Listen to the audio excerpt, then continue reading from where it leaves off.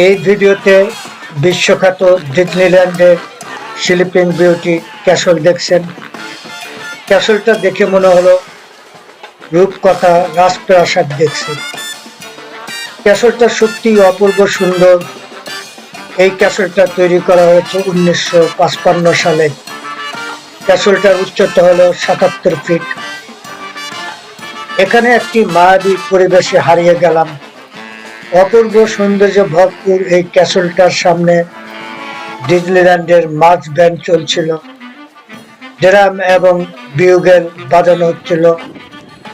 সবকিছুর সমন্বয়ে এক অভূতপূর্ব পরিবেশ। এই চ্যানেলে আরো ডিজনিল্যান্ডের ভিডিও এবং পৃথিবীর সুন্দর সুন্দর ভিডিও দেখতে হলে চ্যানেলটাকে সাবস্ক্রাইব করতে ভুলবেন না। আর কথা না বাড়িয়ে চলুন আমরা এই অপূর্ব সুন্দর ভিডিওটা উপভোগ করি।